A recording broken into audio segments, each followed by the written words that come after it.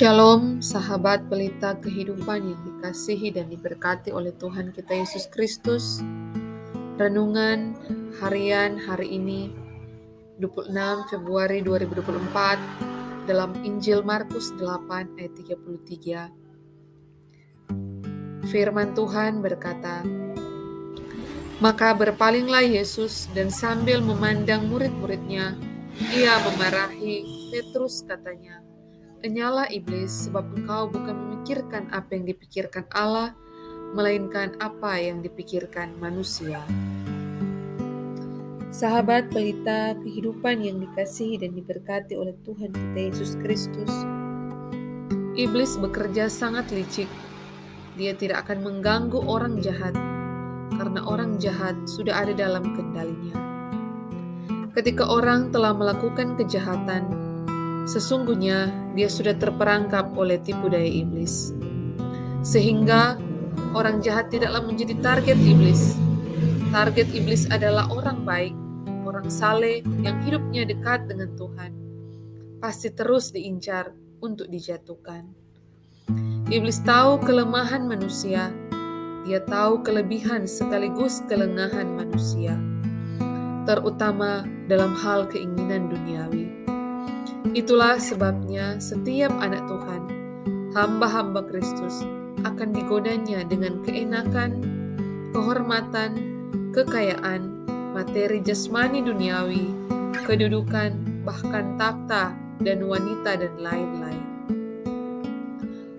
Hal itu juga yang dialami Petrus dan murid-murid Yesus. Mereka menganggap bahwa keinginan mereka agar Yesus menjadi pemimpin negara atau Raja Israel adalah tepat dan benar. Mereka berpikir kehadiran Yesus akan membawa keamanan, kemenangan, dan kesejahteraan mereka. Artinya mereka sudah membayangkan bahwa Yesus akan membuat bangsa mereka makmur dan juga membuat Petrus dan para muridnya itu menikmati dampaknya sebagai orang dekat. Entah menjadi pembisik, penasehat, atau jabatan duniawi tertentu. Tetapi ternyata bukan itu. Sahabat pelita kehidupan yang dikasihi dan diberkati oleh Tuhan kita Yesus Kristus, mereka menyangka bahwa jalan pikiran mereka itu benar. Iblis tahu kelemahan mereka, sehingga dia memanfaatkan Petrus untuk membantah atau menegur Yesus. Karena dia merasa yakin dia yang betul, Yesus salah.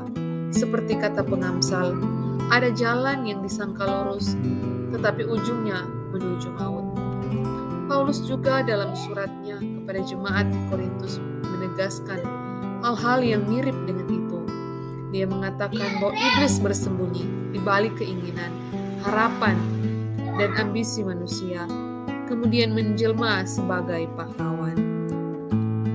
Dalam 2 Korintus 11 ayat 14b, Paulus mengatakan, "Hal itu tidak usah mengherankan, sebab iblis pun menyamar sebagai malaikat terang." Iblis dapat menyamar sebagai malaikat dan juga rasul-rasul palsu. Mereka juga menggunakan firman Tuhan, tetapi tujuan akhirnya adalah menjerumuskan dan menjatuhkan kita ke dalam dosa.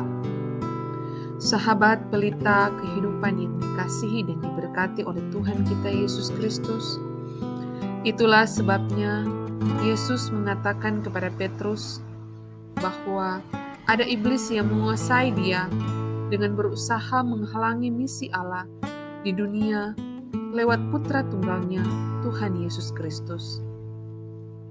Petrus berusaha membuat rancangannya sendiri terhadap kehadiran Yesus yang adalah Tuhan untuk kepentingan Israel, tetapi juga untuk kehendak dirinya.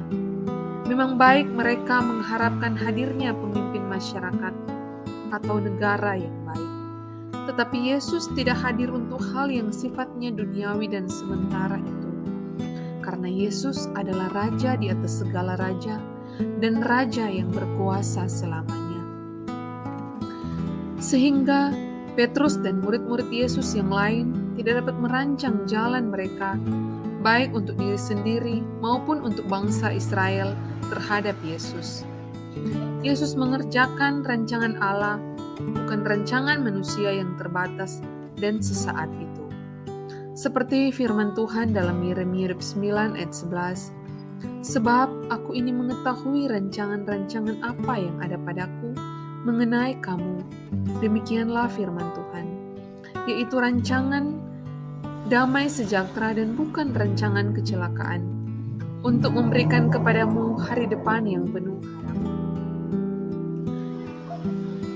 Sahabat pelita yang dikasihi dan diberkati Tuhan kita Yesus Kristus, iblis tak pernah berhenti dan tak akan lelah mengincar umat Tuhan.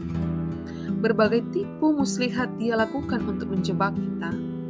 Ingat bahwa iblis tidak akan membawa kita pada hal-hal yang menakutkan dan menyeramkan, tetapi yang mengenakkan, yang menyenangkan dan mendapatkan keuntungan secara jasmani. Semakin kita dekat dengan Tuhan, semakin iblis mengejar kita untuk dijatuhkannya dengan cara yang tidak kita sadari. Karena itu, kita harus waspada agar jangan sampai jatuh ke tangan iblis. Demikian firman Tuhan hari ini.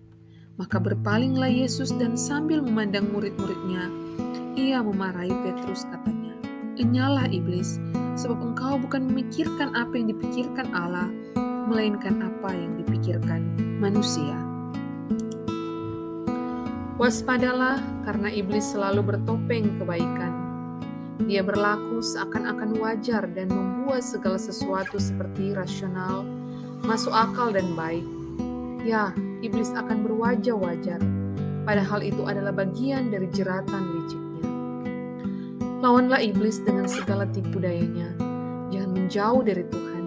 Jangan berkompromi dengan iblis, dan jangan beri celah sedikit pun bagi iblis menguasai hidup kita.